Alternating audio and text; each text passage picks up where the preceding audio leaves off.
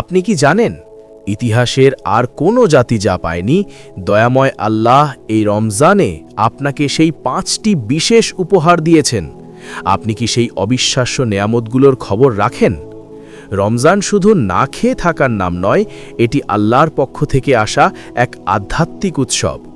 হযরত আবু হুরায়রা রাদিয়াল্লাহু আনহু বর্ণিত সেই বিখ্যাত হাদিসটি কি আপনি জানেন, যেখানে নবীজি আমাদের শুনিয়েছেন এমন 5টি উপহারের কথা যা ইতিহাসের আর কোনো জাতি পায়নি? চলুন জেনে নিই সেই অমূল্য নেয়ামতগুলো। প্রথম নেয়ামতটি শুনলে আপনি অবাক হবেন। সারা দিন রোজা রাখার ফলে আমাদের মুখে যে গন্ধ তৈরি হয়, আমরা হয়তো তা নিয়ে কুণ্ঠিত থাকি, কিন্তু দয়াময় আল্লাহ বলছেন এই গন্ধ তার কাছে মেশক আম্বারের চেয়েও বেশি প্রিয়। কেন জানেন? কারণ এই গন্ধ আপনার ত্যাগ আর আনুগত্যের সুবাস। দুনিয়ার চোখে যা তুচ্ছ, আল্লাহর কাছে তাই ভালোবাসার প্রতীক। দ্বিতীয় নেয়ামত, আপনি কি জানেন আপনি যখন রোজাদার তখন আপনি একা নন। সমুদ্রের অতল গহ্বরে থাকা মাছ থেকে শুরু করে বনের পশু পাখি, পুরো সৃষ্টি জগৎ আপনার ক্ষমার জন্য আল্লাহর কাছে ফরিয়াদ করতে থাকে। ইফতারের আগ মুহূর্ত পর্যন্ত মহাবিশ্বের এই প্রার্থনা আপনার জন্যই চলতে থাকে। সৃষ্টির প্রতিটি কণা আপনার ইবাদতের সাক্ষী হয়ে যায়। তৃতীয় নেয়ামতটি হল রাজকীয় সংবর্ধনা।